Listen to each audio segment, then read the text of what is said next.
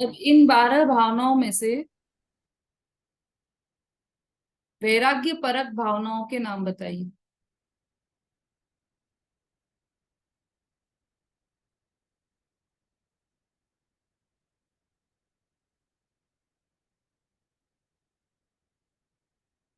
Ruby जी। हाँ, जय जिनेन्द्र दीदी। आश्रव, संवर, आश्रव संवर निर्जरा और लोक लोक भावना, बोधि दुर्लभ भावना और धर्म।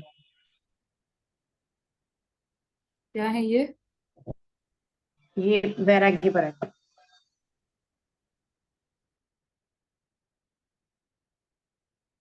अभिलाषा जी। जय जिनेन्द्र दीदी। हम्म। संवर भावना, निर्जरा भावना, लोक भावना, बोधि दुर्लभ भावना और धर्म भावना, ये वैराग्य परक भावना है।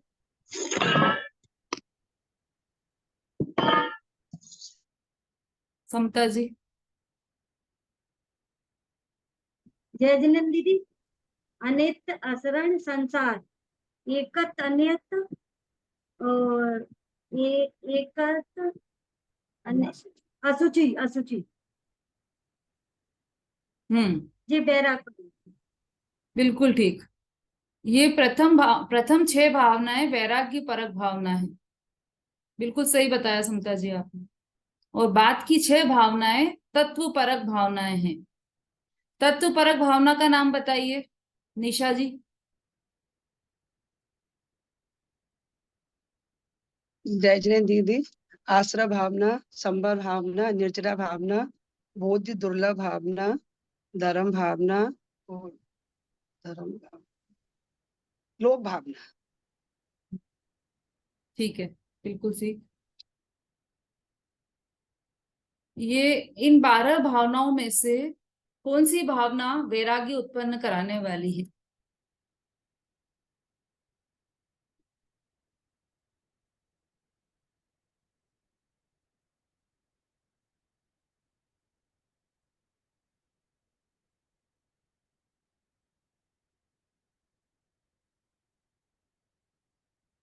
रागिनी जी। जय जिनेन्द्र जी। नित्य भावना, आसन भावना, संसार भावना, एकत्व भावना, असुचि भावना, अन्यत्व भावना। शुरू की 6 भावनाएं ये वैराग्य परक है, वैराग्य उत्पन्न कराने वाली। उत्तर सही है क्या इनका? जिसको गलत लग रहा हो वो केवल वही हैंड रेस करे, बाकी सब हैंड्स डाउन कर लीजिए।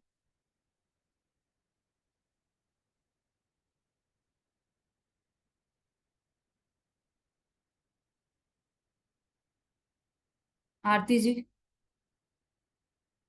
अरे समता जी बोली। दीदी आपने जी पूछा था वैराग्य वाली कौन सी है, तो वही तो आएगा, वैराग्य उपावन वाई चिंते अनप्रेक्षा भाई। हम्म। मैंने पूछा था इन 12 भावनाओं में से कौन सी भावना वैराग्य उत्पन्न करने वाली है। हाँ तो वो सही बोला था 6। मैं समझी ठीक। छंद। रूबी जी। दीदी मेरे ख्याल से अनित्य भावना होना चाहिए, अगर एक पूछेंगे तो। वैसे 6 तो है ही। विशु जी। दीदी 12 भावनाएं ही वैराग्य को उत्पन्न कराती हैं। वो तो मुख्य रूप से कहा है कि 6 भावनाएं वैराग्य उत्पन्न कराती हैं और 6 तत्परक। वैसे तो 12 भावनाओं का चिंतन ही वैराग्य उत्पन्न कराने वाली 12 भावनाएं ही हैं। हम्म। बिल्कुल ठीक बताया आपने। देखो कई बार ये पाठशाला में बताया जा चुका है कि सभी भावनाएं वैराग्य उत्पन्न कराने वाली हैं। पहली ही लाइन में आ गया ना, वैराग्य उपावन माई चिंते अनुप्रेक्षा भाई। वैराग्य उत्पन्न करने के लिए अनुप्रेक्षाएं 12 भावनाएं माँ के समान है। तो माँ किसको उत्पन्न करती है? वैराग्य को उत्पन्न करती है। तो अनुप्रेक्षा में ऐसा नहीं लिखा कि आधी अनुप्रेक्षा, आधी भावनाएं वैराग्य उत्पन्न करती है और आधी नहीं करती है। सारी ही भावनाएं, 12 ही भावनाएं वैराग्य उत्पन्न कराने वाली है। तो फिर से 6 को क्यों बोला कि 6 वैराग्य परक है और 6 तत्व परक है? ऐसा क्यों बोला? कि है तो 12 ही भावनाएं वैराग्य उत्पन्न कराने वाली, लेकिन वैराग्य की मुख्यता से बात करने के लिए अनित्य, अक्षण, संसार, एकत्व, अन्यत्व और अशुचि, इनकी बात की। उसमें डायरेक्ट वैराग्य को दिखाया है। अभी आश्रव भावना है, ऐसा नहीं कि उससे वैराग्य उत्पन्न नहीं होगा। क्या है आश्रव भावना की लाइन? आश्रव, संवर, निजरा, ये सब वैराग्य ही उत्पन्न करने वाली है। सरिता जी। जय जिनेन्द्र दीदी, जो जोगन की चपलाई ताते हैं आश्रव भाई, आश्रव दुखकार घनेरे, बुद्धिवन तिने न निर्वेदे। और संवर? जिन पुण्य पाप नहीं कीना, आत्म अनुभव चित बिना, तिन्हें ही विधि आवत रोके, ठीक है। अवलोके। संवर लही सुख अवलोके, याद कीजिए भाई सब लोग, ये छंद सबको याद करने हैं सारे 12 भावनाओं के।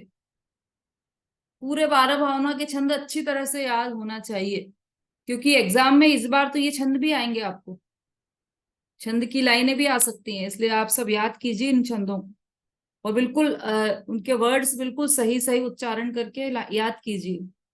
तो यहाँ बात ये चल रही थी, जैसे आश्रव भावना है, संवर भावना है, तो इनमें क्या किया, क्या कहा कि पुण्य पाप,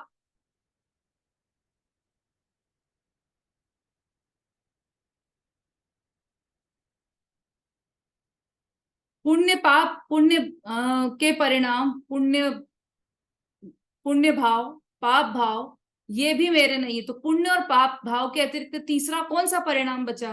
वीतरागता भाव बचा। तो वीतरागता कहें या वैराग्य कहें, एक ही बात है। और जितना भी वैराग्य है वह सब ज्ञान पूर्वक ही होता है। बिना ज्ञान का वैराग्य कैसा कहलाता है? बाल तब कहलाता है, वो तो अपन पहले ही समझ चुके हैं। तो जितना भी वैराग्य होगा वो ज्ञान पूर्वक ही होगा। तो ज्ञान पूर्वक वैराग्य, तो किसका ज्ञान? कि आश्रव कैसा है, छोड़ने लायक है, संवर कैसा है, ग्रहण करने लायक है, उसका स्वरूप क्या है, निर्जरा का स्वरूप क्या है, लोक का स्वरूप क्या है, ये सब ज्ञान करके वैराग्य तो करवा रहे हैं वहां से कि लोक ऐसा है, कैसा? कि न करे न धरे को षड द्रव्य महीना, कोई उसका करता नहीं है, कोई उसका धरता नहीं है, कोई उसका नाश करने वाला नहीं है। तो इससे हमारी ये जो मान्यता है कि मुझे ये लोक को बनाने वाले ये हैं, ये लोक की रक्षा करने वाले ये हैं, प्रधानमंत्री जी हैं हमारे, वो हमारे शहर की रक्षा, हमारे देश की रक्षा कर रहे हैं। नहीं तो रूस और यूक्रेन जैसा युद्ध हो जाता तो हम भी मर जाते। तो हमारी रक्षा करने वाले ये हैं, और नाश करने वाले जिनपिंग है और व्लादिमीर पुतिन है, ये लोग नाश करने वाले हैं। यहाँ पर ये कह रहे हैं कि किसी दूसरे को दोषारोपण मत करो कि इसने नाश किया है, क्योंकि उसको नाश करने वाला है ही नहीं कोई, क्योंकि उसका नाश हो ही नहीं सकता। तो ये ज्ञान करवाया ना, तो वैराग्य भी हुआ है इसमें, साथ में ज्ञान के साथ वैराग्य जुड़ा हुआ है। अब आपको वैराग्य मतलब किसी से द्वेष नहीं होगा कि ये नाश कर दे, ये नाश कर रहा है, या ये बना रहा है, ये संभाल रहा है, किसी से राग नहीं होगा, किसी से द्वेष नहीं होगा। तो कौन सा भाव उत्पन्न होगा? कि वैराग्य भाव उत्पन्न होगा। तो इसलिए 12 ही अनुप्रेक्षाएं वैराग्य को उत्पन्न कराने वाली है। चलिए अब हम अपनी भावना पर आ जाते हैं। कौन सी अपनी भावना?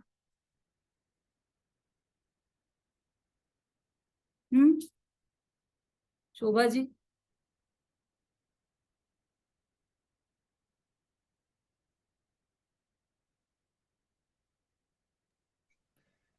दीदी वो कल एक प्रश्न चल रहा था, तो पहले ले लेंगे बाद में लेंगे?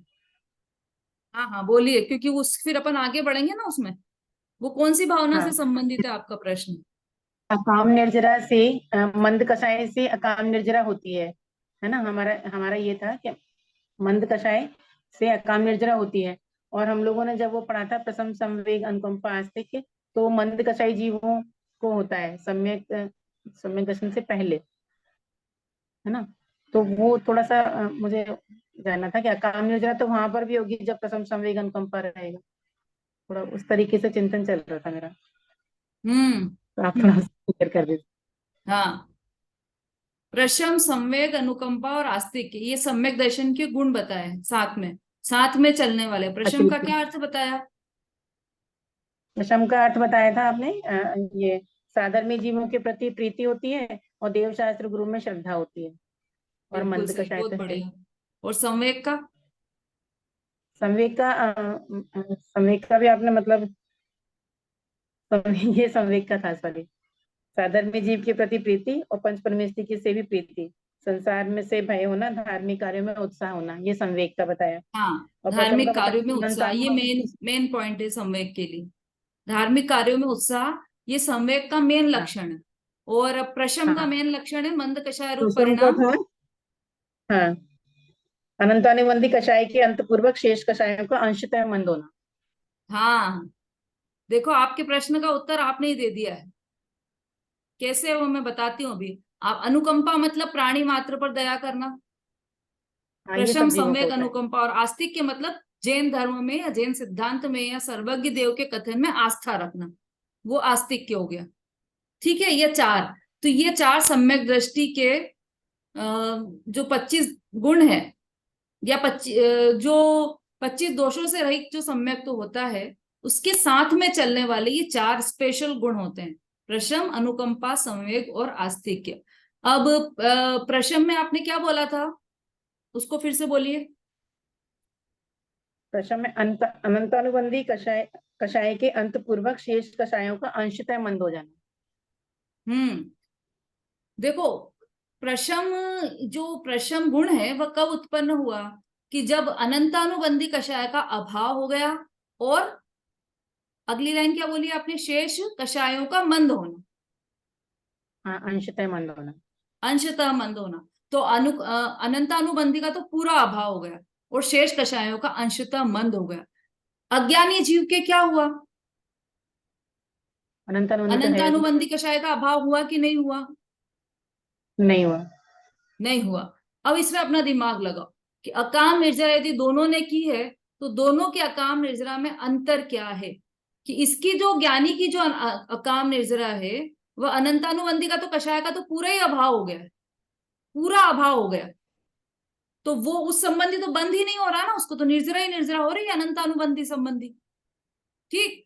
और बाकी की जो कषाय हैं उनका अंशतः मंद होना। तो ये वाला जो शुभ भाव है, जो अनंतानुबंधी कषाय के अभाव के साथ में चलने वाला जो शुभ भाव है, वह ज्ञानी का अकाम निर्जरा है। और अज्ञानी में क्या हुआ कि जो सामान्य शुभ भाव है वह हुआ, मंद कषाय रूप परिणाम हुआ। तो उसमें अनंतानुबंधी कषाय की तीव्रता तो पूरी बनी हुई है, चारों ही कषाय तीव्रता से चल रहे हैं वहां पर जो तात्कालिक परिणाम है वो मंद कषाय रूप परिणाम है। उसमें अनंतानुबंधी साथ में चल रही है। तो उस जो मंद कषाय है उसकी डिग्री में अंतर है ज्ञानी में और अज्ञानी में। कि ज्ञानी की जो मंद ठीक। कषाय चल रही है उसकी डिग्री पहले ही कम हो गई, क्योंकि अनंतानुबंधी का जोर ही नहीं बचा उसमें, तो डिग्री कम हो गई उसकी। अब वो जो डिग्री बची, जो बची हुई डिग्री उसको भी कम कर देगा, तो उसकी अकाम निर्जरा हो रही। और अज्ञानी के तो पूरी चल रही है, सारी हाई लेवल चल रहा है उसका तो बिल्कुल कषायों का। तो उसकी तो मंद कषाय बिल्कुल सूक्ष्म है, न के बराबर है। और ये उसमें उदाहरण भी आया ना, गज स्नानवत, अज्ञानियों की निर्जरा हाँ, गज स्नानवत है। कैसी है कि वो तो हाथी नहा के लाया। सविपाक का है ना। गज स्नानवत तो सविपाक का हुआ ना, कि मतलब पुराना निपटा दिया, नया ले लिया। तो वो तो हाँ गज स्नान उसमें सविपाक में हुआ ना। ठीक है। अकाम निर्जरा से ये था किसी काम की नहीं है, लेकिन मंद कषाय होती है, तो मैं वहां थोड़ा मंद कषाय से ये प्रसन्न संवेग अनुकंपा वहां जोड़ रही थी। ये था देखो अंतानुबंधी चार निर्जरा है होना ना, चाहिए। सकाम, अकाम, सविपाक और अविपाक। अविपाक, चार है ना। तो इसमें जो सकाम और सविपाक और अकाम निर्जरा वो एक जैसी है, और अकाम और सविपाक एक जैसी है। ठीक है। अब जो सकाम है वो मेन निर्जरा है, वो परिणामों से आधारित मेन निर्जरा सकाम निर्जरा। वो उसके साथ में चलने वाली निर्जरा वो अविपाक निर्जरा है, जो कर्म फल दिए बिना ही खिर गए, वो अविपाक निर्जरा। तो ये दोनों तो बिल्कुल एक जैसी है। अब जो क्या बची दोनों, अकाम निर्जरा और सविपाक निर्जरा, वो बहुत कुछ एक जैसी है, लेकिन उसमें थोड़ा सा अंतर ये है कि जो अकाम निर्जरा होती है वह शुभ भाव पूर्वक होती है, और जो सविपाक निर्जरा है वह शुभ भाव पूर्वक नहीं होती, वो तो फल देकर खिरती है। मतलब कर्म पके और खिर गए, कर्म उदय में आए और खिर गए, वो सविपाक निर्जरा हो गई। और कर्म उदय में आए और शुभ भाव रूप परिणाम रखे, वो हो गई अकाम निर्जरा। ठीक है, तो करीब करीब एक जैसी दोनों में कर्म खिर ही रहे हैं, दोनों में कर्म खिर रहे हैं, इसमें अकाम होकर खिर रहे हैं, इसमें सविपाक होकर खिर रहे हैं। थोड़ा सा अंतर ये कि उसमें शुभ भाव रखा है। अब इसमें क्या हुआ कि ज्ञानी और अज्ञानी दोनों को अकाम निर्जरा हो रही है। तो ज्ञानी के तो जैसे सविपाक निर्जरा हो रही थी तो उसको जैसे पाप का उदय आया, किसी ने गाली दी या किसी ने पत्थर मारा तो पाप का उदय आया, उसके उदय में जुड़कर वह उसको भी गाली दे या उसको भी पत्थर मारे या ऐसे परिणाम करे। यहाँ पे देखो क्रिया का मतलब क्रिया तो कर ही नहीं सकता है जीव, जब भी बात चल रही होगी तो परिणाम ही लगा लेना उसमें आप। तो जैसे उसको भी यही परिणाम आया कि मैं उसको मारूं या गाली दूं, सेम परिणाम आया। तो उदय में युक्त होकर उसने क्या किया कि वो सविपाक निर्जरा हो, उदय में युक्त हो गया। तो सविपाक मतलब वो जो गाली देकर खिरे हैं इसके कर्म, उससे ज्यादा इसने गाली देकर बांध लिए। ठीक, ये तो हो गई सविपाक निर्जरा। अकाम निर्जरा में अज्ञानी जीव की बात चल रही है अभी। अकाम निर्जरा में उसी अज्ञानी जीव ने क्या किया कि जैसे उसने गाली दी और इसने सोचा कि अरे क्यों अपने परिणाम क्यों क्यों मतलब क्यों दूं, देखो विरोध करने से कुछ मतलब नहीं है, कषाय बढ़ाने से कोई मतलब नहीं है, अपन को तो शांत रहना चाहिए। ऐसे जो भी उसने परिणाम किए मंद कषाय रूप कि वो देता है तो देते रहे, कुत्ते कुत्ते भोंकते हैं, हाथी हाथी चलते हैं, ऐसे करके उसने कि भाई इसको बोलने दो जितनी गाली बोल रहा है, और वो शांत भाव से रहा। ये मंद कषाय रूप परिणाम हुए अज्ञानी जीव पे। यहां पर हुई अकाम निर्जरा। जब ठीक ये है। यही अकाम निर्जरा जब उत्कृष्ट रूप में होती है तो किसकी होती है? ज्ञानी होती है। नहीं, उत्कृष्ट रूप में, उत्कृष्ट रूप में बोला ना आपने? हाँ, उत्कृष्ट यही रूप में अकाम अकाम निर्जरा निर्जरा होगी। उत्कृष्ट रूप में किसको होती है? मुनिराज को, जो नवविग्रह वेग तक जाते हैं। हाँ, द्रव्यलिंगी मुनिराज को उत्कृष्ट रूप से यह वाली निर्जरा होती है अकाम निर्जरा। ठीक, अब ज्ञानी और अज्ञानी के अकाम निर्जरा में क्या अंतर है कि ये तो हुआ अज्ञानी की, अपन ने पूरी बात की, अब ज्ञानी की बात। तो ज्ञानी ने उसी समय, जिस समय किसी ने गाली दी तो पाप परिणाम रूप तो हुआ ही नहीं वो, ठीक है। अब जो शुभ भाव रूप भी हुआ तो उसमें अनंतानुबंधी का कषाय का अभाव रहा, मतलब मिथ्यात्व का अभाव रहा। इसने अज्ञानी ने क्या किया था कि इसने मुझे गाली दी है तो चलो कोई बात नहीं, इसको देने दो, ये ऐसा ही बोलता रहेगा, अपन तो ऐसे रहो। और उसी समय ज्ञानी जीव को क्या विचार चलेंगे कि इसने मुझे गाली दी ही नहीं, ये जो गाली के शब्द आए भाषा वर्गणा रूप, ये पुद्गल परमाणु, इसमें इसका कुछ भी कर्तव्य नहीं, और ये गाली दे सकता ही नहीं है। और ये गाली मुझे नहीं दी है क्योंकि मैं तो शरीर हूं ही नहीं, इसने शरीर को गाली दी है, मैं शरीर हूं नहीं, और ये इसने पुद्गल को गाली दी है। मतलब उसको उसी समय भेद ज्ञान बढ़ते रहा है प्रति समय ज्ञानी को, और उस उदय में युक्त नहीं होता है वो ज्ञानी जीव। तो यहां पर दोनों के अकाम निजरा में अंतर आ जाता, ज्ञानी और ठीक है दीदी, अब अज्ञानी के समझ आ अकाम गया। निजरा। ठीक ठीक, ठीक, थैंक यू दीदी। हाँ जी। और किसी को कोई प्रश्न? हाँ सरिता जी बोली। दीदी मैं ये बोल रही थी कि ज्ञानी और अज्ञानी की जो निर्जरा होती है तो उसमें ओनली मैंने जो ज्ञानी की जहां तक हम लोग को समझ में आया है कि संवर होना चाहिए, संवर सहित निर्जरा ही ज्ञानी की निर्जरा है। संवर ही जब होगा तभी निर्जरा वो अधिपाक निर्जरा होगी या सकाम निर्जरा होगी, संवर सहित होगी जो। बिल्कुल ठीक, संवर पूर्वक ही निर्जरा निर्जरा कहलाती है, उसके बिना के निर्जरा कहलाती ही नहीं। अज्ञानी की निर्जरा निर्जरा नहीं कहलाएगी। और जो संवर सहित निर्जरा होगी वो सम्यक दृष्टि को ही होगी, यानी सम्यक दर्शन के साथ ही होगी। संवर ही सम्यक दृष्टि को उत्पन्न होगा। उसके संवर और सम्यक ज्ञान का काल एक ही है, एक ही चीज है दोनों, संवर और सम्यक ज्ञान एक ही बात है। पर्यायवाची शब्द समझ लो आप उसको, संवर और सम्यक ज्ञान। संवर पूर्वक ही निर्जरा सच्ची निर्जरा है। गुरुदेव ने तो अपने प्रवचन में बहुत बार ये लाइन बोली है, संवर पूर्वक निर्जरा ही सच्ची निर्जरा है, उसके बिना निर्जरा है ही नहीं। अज्ञानी को निर्जरा मान ले तो ये सबसे बड़ी भूल है, क्योंकि उसने अज्ञानी ने निर्जरा मान ली ना, तो उसने क्या माना कि शुभ भाव से निर्जरा हुई, तो मोक्ष भी शुभ भाव से माना उसने, जबकि बिल्कुल उल्टा हो गया कि शुभ भाव से मोक्ष होगा ही नहीं, शुभ भाव से तो संसार ही होगा, चाहे वो स्वर्ग हो, लेकिन होगा तो संसार ही।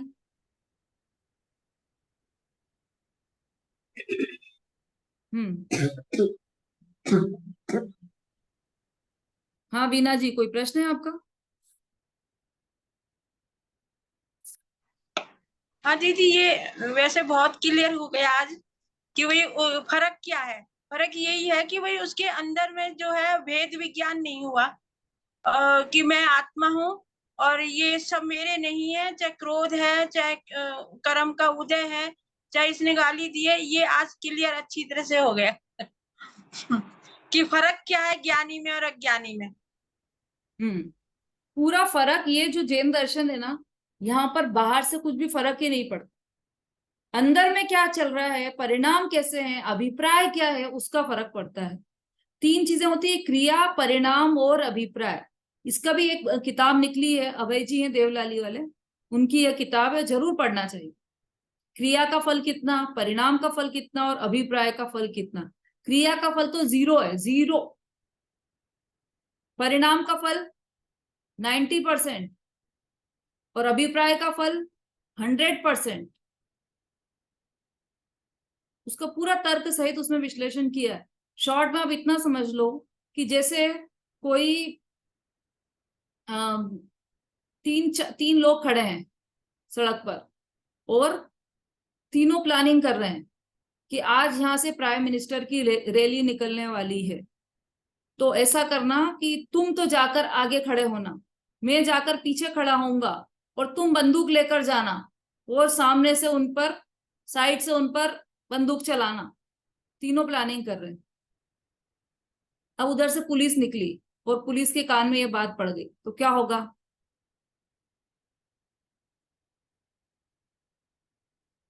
क्या करेंगे पुलिस वाले? उनके जोक में शामिल हो जाएंगे? क्या करेंगे? उनको उसी वक्त पकड़कर जेल में डाल देंगे, है ना। अब जेल में जाते से ही तीनों क्या बोलेंगे, क्या ऐसा क्या किया, हमने तो कुछ भी नहीं किया, हम तो सिर्फ बात ही कर रहे थे, हमने तो किया तो कुछ भी नहीं। कि आपकी बातों से आपका अभिप्राय पता चल गया और अभिप्राय गलत है तो आपको जेल होगी ही होगी, है ना। अभिप्राय के कारण जेल हुई। क्रिया चाहे वो गया ही नहीं, अभी तो प्राइम मिनिस्टर की रैली शुरू भी नहीं हुई है, उसने कुछ किया भी नहीं, बंदूक भी नहीं उठाई, कुछ भी नहीं किया ना, उस रैली में गया, अभी तो कुछ भी क्रिया देखें तो कुछ भी नहीं थी, 0 क्रिया थी वहां पर। लेकिन अभिप्राय पूरा पूरा था, इसलिए उसको जेल होगी ही होगी, है ना। ऐसे बहुत सारे उदाहरण है। अभी तो थोड़ा अपना विषयांतर हो जाएगा, फिर कभी आगे इसकी चर्चा करेंगे। अभी अपन लोक भावना देख लेते हैं। हो गई थी ना ये लोक भावना तो पूरी। अरे इसके बाद तो बोधि दुर्लभ भावना भी हो गई। हाँ, अन्वयार्थ भी हो गया। भावार्थ पढ़िए रेखा जी।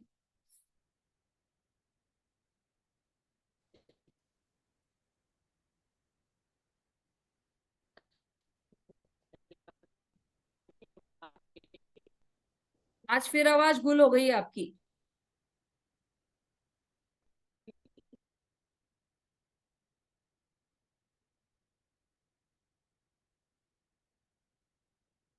पुस्तक म्यूट सबके है ना पास है ना, दीदी? आरती जी पढ़िए।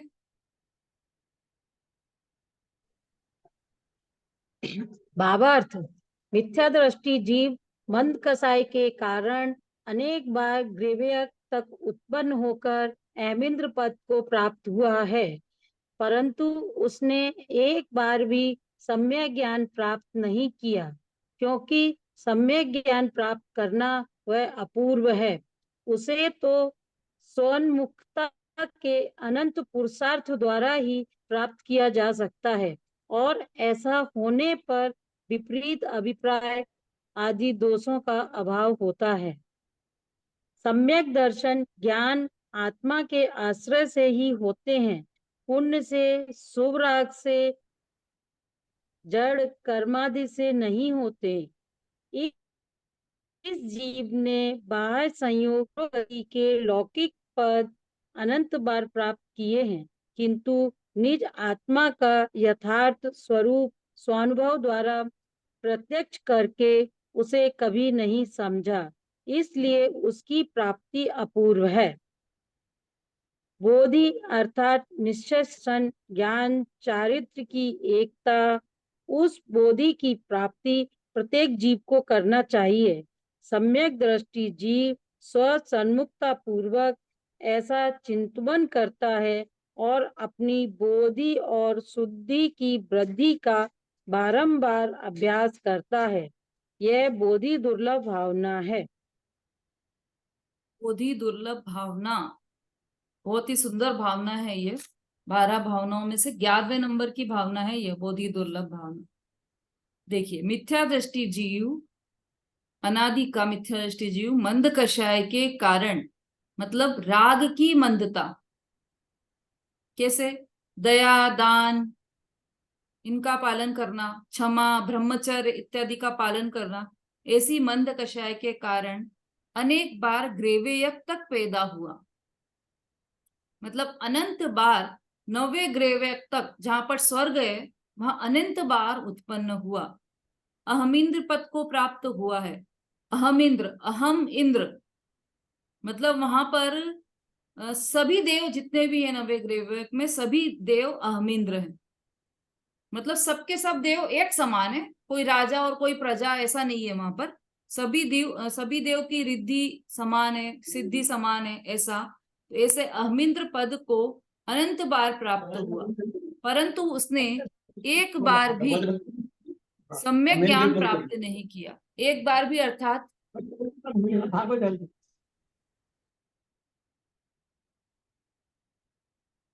एक समय भी उसने सम्यक ज्ञान को प्राप्त नहीं किया, क्योंकि सम्यक ज्ञान प्राप्त करना वह अपूर्व है। अपूर्व, अपूर्व का अर्थ है कि पूर्व में कभी धारण नहीं किया, ऐसा सम्यक ज्ञान। जैसे सम्यक ज्ञान होना मतलब ये शास्त्र का पढ़ना पढ़ाना, ये सम्यक ज्ञान नहीं है। दूसरे को, दुनिया को समझा दें तो सम्यक ज्ञान हो गया, ऐसा बिल्कुल भी नहीं है। दूसरों को समझाने का राग उत्पन्न हो, वह भी सम्यक ज्ञान नहीं है। अनंत काल में एक अनंत भाव हुए, उसमें एक सेकंड भी सम्यक ज्ञान प्राप्त नहीं किया, पूर्व में कभी प्राप्त नहीं किया, इसलिए यह अपूर्व है। अब सम्यक ज्ञान क्या? कि आत्मा को, आत्मा की समझ, वह सम्यक ज्ञान। तो आत्मा को समझने की भावना कभी नहीं हुई उसकी हमें, कि जिसमें से सिद्ध पद प्राप्त हो जाए, ऐसा आत्मा कैसा है, अनंत गुणों की खान कैसा आत्मा है ये, कौन हूं मैं कौन हूं, आया कहां से, और मेरा रूप क्या, संबंध दुख में कौन है, स्वीकृत करूं परिहार क्या। इसका कभी चिंतन ही नहीं किया कि मैं कौन हूं। बस जो संयोग में मिल गया उसी में अपनत्व मान लिया, यह मेरे स्त्री, यह मेरे पति, यह मेरे पुत्र, यह मेरी सास, बस उसी का चिंतन किया। उनके ही स्वास्थ्य के बारे में सोचा, उनके ही अच्छाई के बारे में सोचा, उनकी ही बुराई के बारे में चिंतन किया, कभी भी अपने बारे में चिंतन नहीं किया। इसलिए उसे तो स्वसन्मुखता के अनंत पुरुषार्थ द्वारा ही प्राप्त किया जा सकता है। किसे? सम्यक ज्ञान को, जो अपूर्व है, जिसे आज तक प्राप्त नहीं किया, उसे कैसे प्राप्त किया जा सकता है? स्वसन्मुखता के अनंत पुरुषार्थ द्वारा ही प्राप्त किया जा सकता है। राग की मंदता करे, कषाय की मंदता करे, तो उससे वह सम्यक ज्ञान प्राप्त होने वाला नहीं है। सम्यक ज्ञान को प्राप्त करने के लिए अनंत पुरुषार्थ चाहिए। तो पुरुषार्थ है कि नहीं हमारे पास? कि हमारे पास अनंत गुण है, उसमें एक प्रभुत्व नाम का गुण भी है आत्मा में, है ना? तो उसके द्वारा हम पुरुषार्थ करें तो उस स्वसन्मुखता के द्वारा सम्यक ज्ञान को हम प्राप्त कर सकते हैं। और ऐसा होने पर विपरीत अभिप्राय आदि, देखो इसमें स्पष्ट रूप से लिखा है कि स्वसन्मुखता द्वारा ही सम्यक ज्ञान प्राप्त हो सकता है।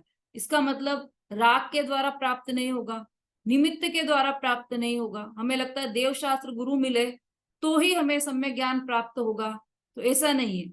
निमित्त के द्वारा भी सम्यक ज्ञान प्राप्त नहीं होगा, और राग के द्वारा भी सम्यक ज्ञान प्राप्त नहीं होगा।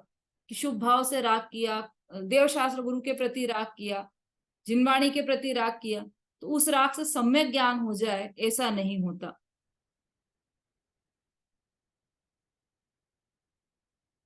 और ऐसा होने पर विपरीत अभिप्राय आदि दोषों का अभाव होता है।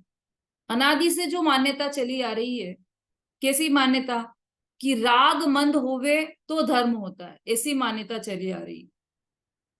मतलब ये व्यवहार, राग की मंदता का व्यवहार हो तो धर्म होगा, ऐसा मिथ्यात्व भाव, मिथ्या अभिप्राय, मिथ्या दृष्टिपना इस स्वसन्मुखता के अंतर के साधन द्वारा उस पर सन्मुख से हुई राग की मान्यता कि इससे लाभ होगा, इस मान्यता का नाश होता है। कब होता है नाश? जब सम्यक तो प्राप्त होता है, जो सम्यक ज्ञान है जब प्राप्त, कब हुआ प्राप्त? जब स्वसन्मुखता का लक्ष्य हुआ, है ना, स्वसन्मुखता का अनंत पुरुषार्थ के द्वारा उस सम्यक ज्ञान को प्राप्त किया, तो उससे क्या होगा कि विपरीत अभिप्राय आदि दोषों का अभाव हो जाएगा। विपरीत अभिप्राय अर्थात कैसा कि अपन ने देखा था ना, सम्यक्त्व, निश्चय सम्यक दर्शन की परिभाषा और निश्चय सम्यक ज्ञान की परिभाषा और निश्चय सम्यक चारित्र की परिभाषा, ये एक एक लाइन में हमने तीनों परिभाषाएं पढ़ी थी। उसमें से निश्चय सम्यक ज्ञान की परिभाषा क्या थी? आप रूप को जान पनोसो सम्यक ज्ञान कला है ना। और व्यवहार सम्यक ज्ञान की परिभाषा क्या है?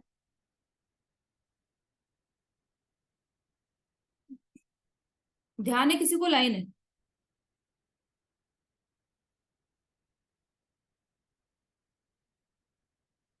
अभिलाषा जी।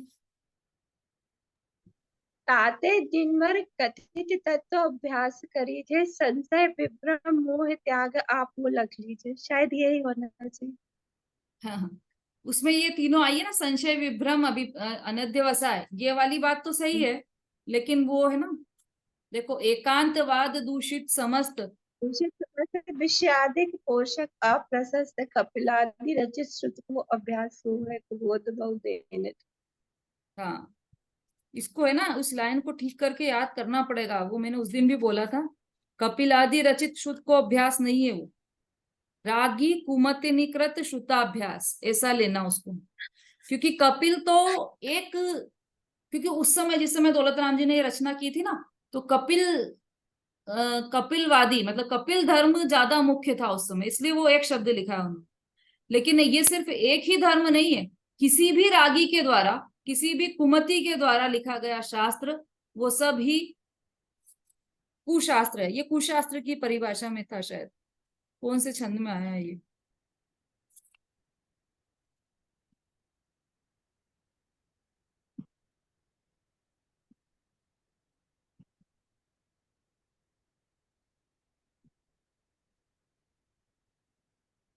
ये ग्रहित मिथ्या ज्ञान का लक्षण है ये तो, है ना।